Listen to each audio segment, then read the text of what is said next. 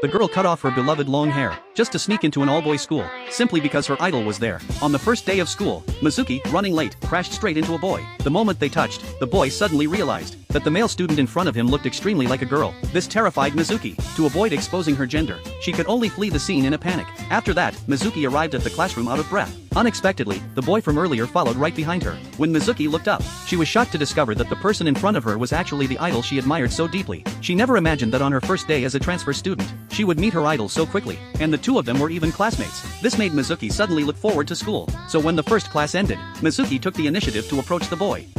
好きです。 In an instant, the boys in the class began teasing loudly. They didn't expect the two of them to be gay. This startled Izumi so much that he panicked. He hurriedly rejected Mizuki's affection, and said he had no interest in men. Then he turned and left the classroom. But in Mizuki's heart, what she said earlier was only meant to make friends with Izumi, because among girls, saying I like you was normal. She never expected that among boys, it would cause such a serious misunderstanding. But even after being rejected, Mizuki still wouldn't give up on becoming friends with Izumi. Before she knew it, the day was almost over. Ever since confessing to Izumi that morning, Mizuki hadn't seen him again. Led by her classmate Alan, she headed toward the boys' dormitory to rest. But on the way, she suddenly encountered a strange little dog that excitedly jumped toward her. What seemed like a normal scene suddenly made Alan suspicious, because at their school, this pervy dog only approached women. Mizuki was clearly a boy, so why would it approach her? Mizuki instantly tensed up, but Alan, relying on his top-tier intelligence, concluded that animals could easily mistake someone's gender. After all, Mizuki didn't have any feminine traits. Although she didn't get exposed, Mizuki still felt insulted. Afterward, Mizuki arrived at the boys' dormitory, but the next second, she froze, because the roommate she would be living with was none other than her idol, Izumi. Taking the chance, Mizuki hurried to explain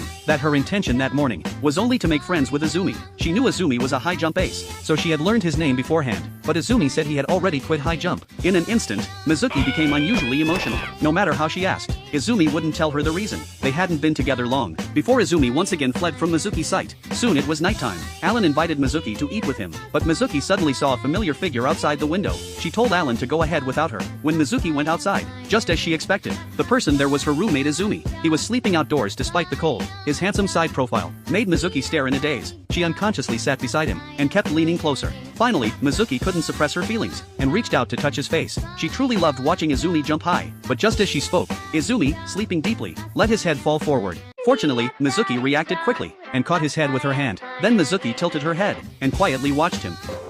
まだ。うわー